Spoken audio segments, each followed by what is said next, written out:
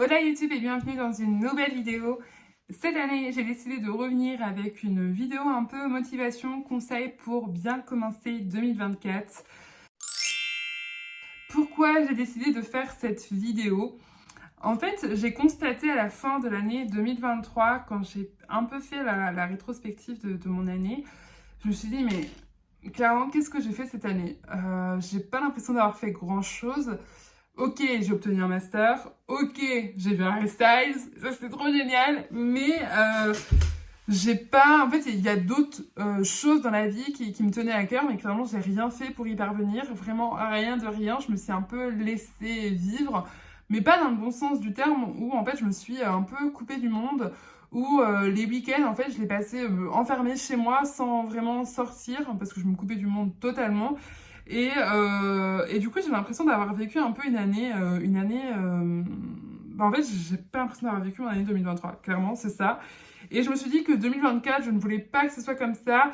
Et donc, je fais cette vidéo pour vous porter un message afin de vous motiver, vous donner des conseils, mais également pour me dire, t'as fait cette vidéo-là, rappelle-toi de ton état d'esprit à ce moment-là, de ce que tu ne voulais pas pour 2024, alors fais en sorte que 2024 soit rempli d'actions, même de toutes petites actions qui te font plaisir, telles que par exemple sur le mois de janvier, j'ai tout aménagé, ma buanderie et ma cave, pour que tout soit bien ordonné, etc. Et ça me fait trop plaisir parce que vraiment, clairement, on pourrait dormir sur le sol de ma cave tellement il est propre, tellement tout est bien rangé, tellement tout est... Voilà. Faut pas s'imaginer une cave, genre, fin fond de cave, hein. C'est quand même une chouette cave, hein.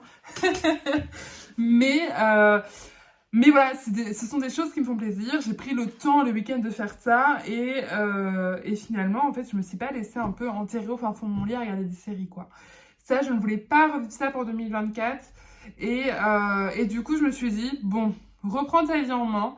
Ouvre-toi aux autres, déjà pour commencer, parce que clairement, ta vie sociale, elle est merdique, elle est chaotique.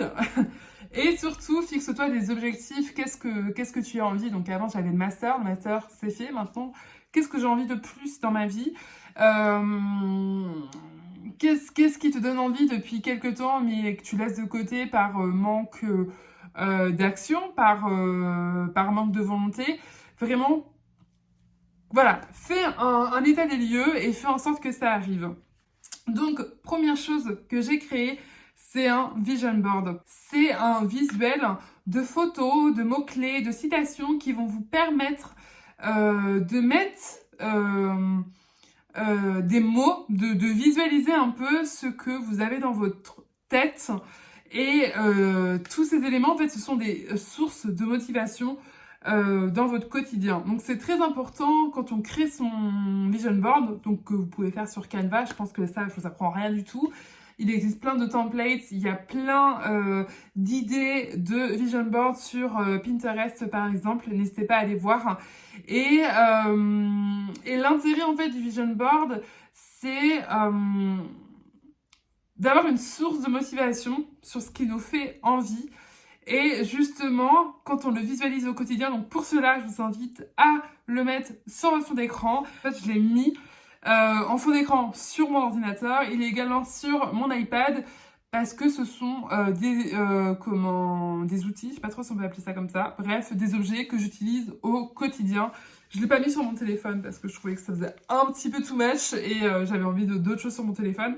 Mais clairement, faut qu'il soit visualisable. Donc, vous pouvez donc les mettre soit sur des produits high-tech ou alors tout simplement l'imprimer et l'afficher par exemple dans un cadre sur l'un de vos murs de votre maison ou alors au-dessus de votre bureau, enfin votre espace bureautique que vous avez chez vous. Quelque chose que vraiment vous pouvez voir au quotidien pour vous rappeler ah oui, c'est vrai, ça, c'est ce qui me faisait envie. Qu'est-ce que j'ai fait là pour y arriver? Bah, pas grand-chose, bah, faut peut-être que je me bouge. Ou alors, justement, se dire, c'est vrai, j'avais ça, j'ai ça en tête. Et là, je commence à avancer petit à petit, je suis plutôt fière de moi. Et justement, c'est hyper important de pratiquer l'auto-reconnaissance. Soyez satisfait de toutes les étapes de votre parcours, de tout ce que vous pouvez faire. Il n'y a pas de choses qui sont moins bonnes que d'autres. Enfin, si, on peut vivre des choses dramatiques dans sa vie, on peut vivre des situations pas très cool. Ce que je veux dire par là, c'est que faut pas que tout soit tout grand, tout beau, tout rose. Un petit truc peut nécessiter une petite reconnaissance parce que c'est cool, parce qu'il fallait cette petite étape clé pour faire plus grand par la suite. Vous voyez ce que je veux dire?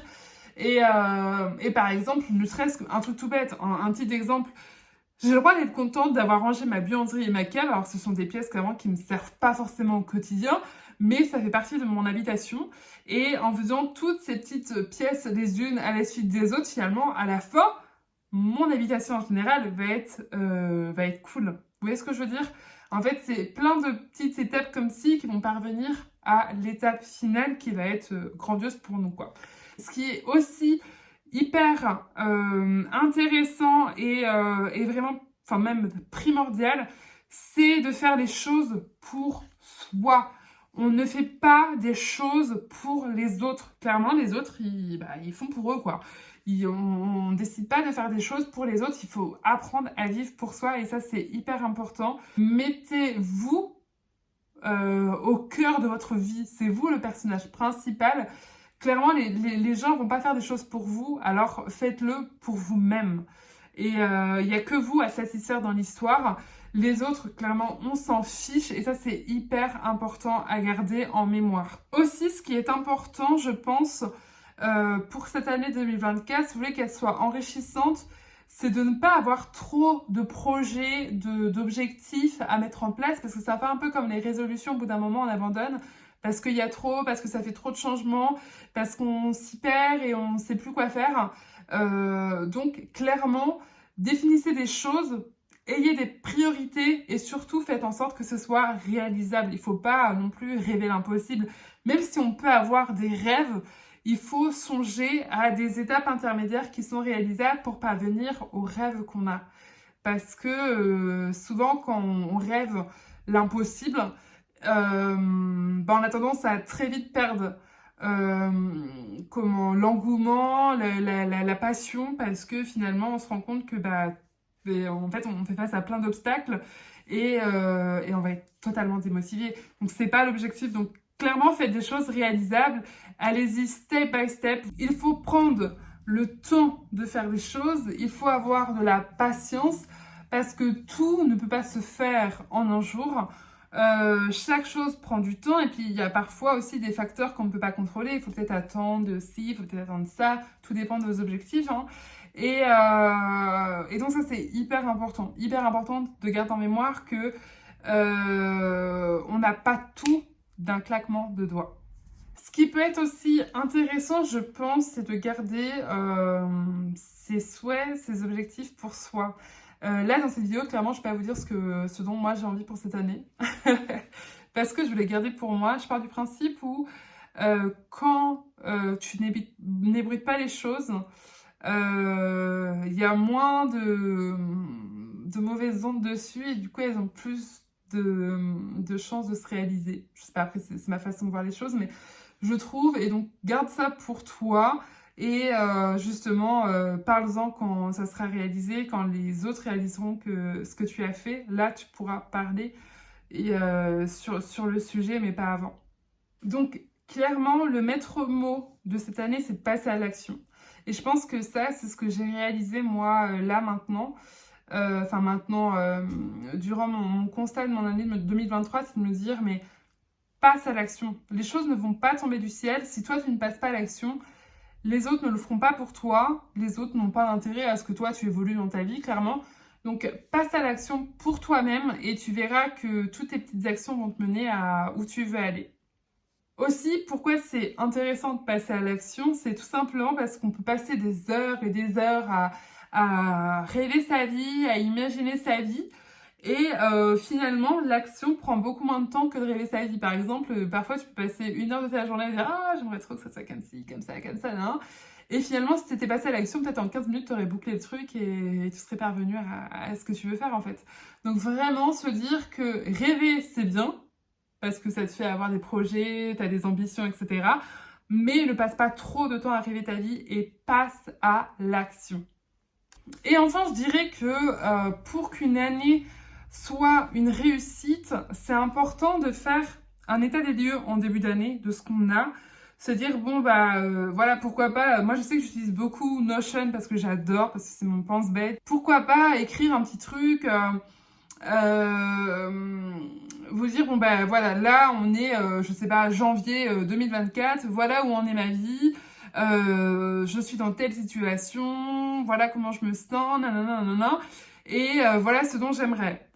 Ensuite, au milieu de l'année, donc vers juin-juillet, pourquoi pas faire un état des lieux un peu middle time, quoi, pour se dire, bon, en début d'année, j'avais envie de ça. Finalement, entre-temps, parce que même si c'est que 6 mois, mais en 6 mois, on peut évoluer, on peut tout simplement faire des rencontres qui font que ça va un peu changer notre mental, notre état d'esprit, et se dire, bon, j'avais envie de ça il y a 6 mois, mais j'ai totalement changé d'avis là, maintenant.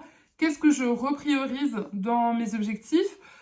Parce que un objectif, ça peut, même un projet, on peut en avoir, tout comme on va en laisser certains s'envoler parce que ce n'est plus à notre goût, parce que on a envie d'autre chose, etc. Et ça, c'est totalement ok. C'est pas figé dans le temps. Et heureusement d'ailleurs. Et donc voilà, ça peut être intéressant de faire un état des lieux en début d'année, en milieu d'année et en fin d'année pour voir un peu l'évolution et le chemin parcouru. Et ainsi aussi, là, on va se rendre compte des choses et on va pouvoir être satisfait de ce qu'on a accompli durant notre année. Ça, c'est hyper important aussi. Parce que souvent, on fait les choses tels des robots, mais on visualise rien du tout. Et du coup, on a l'impression de n'avoir rien fait. Et comme là, tout à l'heure, je vous ai dit, ouais, 2023, j'ai rien fait. En soi, j'ai vraiment quasiment rien fait de mon année à 80%. Mais faut pas oublier que quand j'avais 20 ans, je m'étais fixé mon master. Et à mes 28 ans, mon master, je l'ai eu. Et ça, vraiment, c'est une étape dans ma vie. C'est quelque chose dont je dois être fière. Parce que j'y suis parvenue. Parce que entre mes 20 ans et mes 28 ans, il s'est passé un tas de choses dans ma vie. Des choses qui font que parfois j'ai dû mettre mes années d'études, des années d'études entre parenthèses parce que je n'avais pas d'alternance ou que j'avais pas la possibilité de continuer mes études sur l'instant T. Mais pourtant, j'y suis revenue à chaque fois parce que je me rappelais que mon objectif, c'était le master. Et j'y suis revenue et j'y suis parvenue. Et ça, vraiment, je dois être quand même satisfaite de ce que j'ai pu accomplir en 2023 pour ça. Une autre chose que j'ai fait en 2023, je vous ai dit tout à l'heure que j'ai été totalement insociable en 2023, à me couper du monde, à préférer rester cloîtrée chez moi plutôt que rencontrer des gens. Je suis allée toute seule au concert d'Harry Styles, clairement. Je voulais absolument le voir en concert, je ne connaissais personne. Bon, en même temps, c'est pas comme si j'avais un cercle d'amis très important. Mais je ne connaissais personne qui le connaissait comme moi, qui allait vouloir aller à son concert. Donc je me suis dit, j'ai envie d'aller à son concert. C'est vraiment l'unique chance que j'ai cette année pour le voir parce qu'il fait qu'une date en France. Et enfin, 2 dates, mais il passe qu'une fois dans la France, quoi. Et tant pis, j'y vais toute seule, mais tant pis, j'y vais toute seule. Je vais aller kiffer ma vie. Et j'ai kiffé ma vie ce soir-là. J'étais toute seule, mais c'est totalement ok parce que j'ai vécu ce moment pour moi. Et finalement, c'est vraiment les 2 choses dont j'ai été satisfaite durant... Oh, 3 choses. Ok, j'ai 3 choses. Et ça tombe bien parce que 3, c'est mon chiffre préféré. On est allé au ski en 2023. Pour la première fois avec mon fils, donc c'était ma première fois à moi, c'était la première fois pour mon fils aussi, et j'étais hyper fière de moi de me dire j'ai pu offrir un séjour de ski à mon fils. Il a adoré aussi, et voilà, mais c'est les seules choses que j'ai accomplies. Le résultat, en fait, on va dire que donc en fait il y a 6 mois d'année que j'ai pas vécu parce que donc je suis allée au concert d'Harry Styles, donc c'était le 2 juin, et du 2 juin jusqu'au 31 décembre ma vie c'était un flop. Je me suis renfermée sur moi-même, je ne sais pas pourquoi, mais voilà. Mais par contre, le début d'année, ce que j'ai vécu en début d'année, c'était ouf, quoi. Je me suis surpassée jusqu'aux vacances d'été. Du coup, je me suis tout donné à fond pour mon master pour l'avoir. Je suis allée au concert d'Harry Styles, je suis allée au ski donc durant l'hiver. Mais voilà, l'autre partie de l'année, clairement, vraiment rien du tout, rien d'intéressant dans ma vie. Je me suis vraiment totalement renfermée sur moi-même et c'est vraiment quelque chose que je voulais pas revivre comme cette année. Donc là, clairement, j'essaie de planifier mes week-ends, me dire, bon, allez, je fais ci, je fais ça, j'arrête d'être enfermée. Ok, j'aime bien être cocooning un peu chez moi parce que je suis quand même très casanière, ça faut se l'avouer, mais je ne peux pas me renfermer comme ça parce que finalement, ça me va pas, ça me fait plutôt mal qu'autre chose. Ce qu'il faut retenir de cette vidéo, c'est que il est important de faire un état des lieux de sa vie, tout simplement pour un peu comprendre ses émotions, ce dont on a envie et faire tout pour passer à l'action. Parce qu'il n'y a que vous qui pouvez avoir de l'impact sur votre vie parce que c'est votre vie à vous et à personne d'autre. Et donc, si vous voulez que votre vie soit plus enrichie, qu'elle vous parle davantage, si vous souhaitez être épanoui dans votre vie, alors passez à l'action. Ayez des objectifs, mais pas trop non plus. 2, 3, c'est très bien. Qu'ils soient raisonnables, réalisables et tout simplement kiffer votre vie. Parce qu'on n'a qu'une vie et il faut profiter à fond. Ok, on peut avoir des moments où on se sent pas très bien et ça c'est totalement ok. Moi je sais que je me suis rendu compte que j'ai l'impression que j'étais totalement YOLO, que tout me passait au-dessus, mais en fait pas du tout. Pas du tout les gars, tout me passe pas au-dessus. En fait je suis une éponge émotionnelle, mais alors totalement. Je gère pas très bien mes émotions, même pas du tout mes émotions. Et même si je n'ai pas l'apparence d'une stressée de la vie, finalement je stresse, mais j'ai un stress très bizarre, très différent des autres et c'est ce qui m'a bouffé la vie en fait l'année dernière et ça je ne veux plus que ça se passe comme ça, je veux vraiment être épanouie dans ma vie, je veux vivre ma vie. Et voilà, et j'espère que cette vidéo va vous permettre de prendre conscience de ça et que vous allez passer à l'action pour cette année et parvenir à vos envies, à vos souhaits, car il le faut. Et surtout gardez en tête que décider c'est bien, passer à l'action c'est bien, mais tout ça prend du temps et tout ne se fait pas en un jour. J'espère que cette vidéo vous a plu, qu'elle vous aura motivé, qu'elle vous aura aussi démontré que ce n'est pas qu'une année de plus qu'on a dans notre vie, c'est justement une année de plus qui nous est offerte pour faire des choses qui nous tiennent à cœur, que ce soit dans le mental, que ce soit physiquement. Passer à l'action, c'est hyper important et parce que ça ne peut que apporter du positif dans votre vie, que du plus. Et voilà, quoi demander de mieux que du plus. Clairement, j'espère que ça peut vous faire prendre conscience des choses. Voilà, je vous souhaite toutes mes réussites dans les objectifs et les souhaits que vous allez vouloir mettre en priorité pour cette année. Que cette année 2024 soit enrichissante pour vous et pour ma part. Donc je vous dis à très vite pour une prochaine vidéo. Avant cela, n'hésitez pas à liker la vidéo, à commenter si vous en avez envie, à vous abonner également. Bye!